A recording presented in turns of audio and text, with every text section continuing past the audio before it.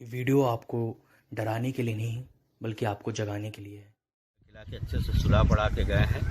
उसके बाद यानी जब सुबह 6 बजे पता चला कि वो सब डेड हो गई। तो हमने गार्ड से पूछा तो बोले रात में सिलेंडर खत्म हो गया था, ऑक्सीजन खत्म हो गया था। 4 बजे भोर में ऑक्सीजन खत्म हुआ है। रात में 8 बजे करीब हमारा भांजा राजकुमार जायसवाल को अंकित जायसवाल ने खाना खिला के आया है। वीडियो कॉलिंग घर पे बात किया है। तो शहडोल में रात भर में जिंदा मरीज सुबह लाश में तब्दील हो गए। अस्पताल प्रशासन ने इसकी वजह ऑक्सीजन टैंकर के देर से आने को बताया, जिस वजह से ऑक्सीजन की सप्लाई का प्रेशर कम हुआ और कोरोना से लड़ रहे लोगों की सांसें बंद हो गईं।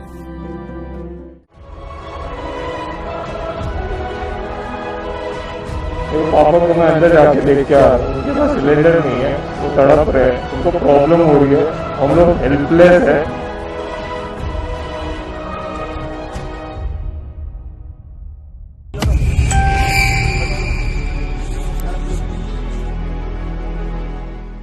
करा सकते हैं, बस ये करा दीजिए, बहुत अच्छा लगा। मेरा हाथ जोड़ के विनती है, इसके सिवा मेरा कोई नहीं है।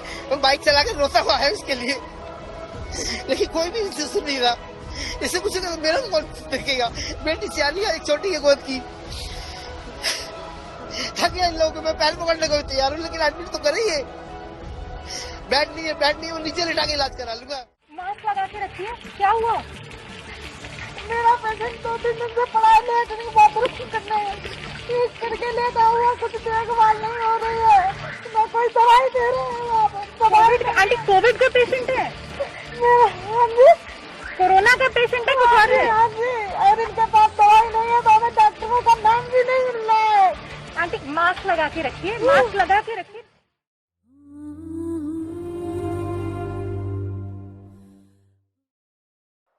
साथियों, बीजेपी की रैली में भारी संख्या में लोग आ रहे हैं, दिखता है साहब।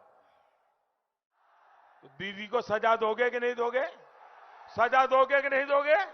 इस चुनाव में जबरदस्त सजा दोगे कि नहीं दोगे? कमल के निशान पर बटन दबा के सजा दोगे कि नहीं दोगे?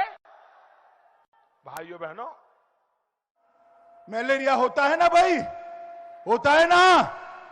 वो दीदी है तब तक नहीं जाएगा।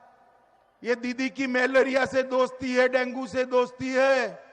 आप दीदी को हटा दो, कमल फूल की सरकार 1.5 साल के अंदर यहां से मलेरिया को समाप्त कर देगी। मित्रों, समाप्त। इस वीडियो का मकसद आपको डराना है या आपको भयभीत करना बिल्कुल भी नहीं है, बल्कि आपको ये बताना है कि इस देश की स्थिति इतनी खराब एकदम से नहीं हुई है, ये बस से बदतर होती चली गई है।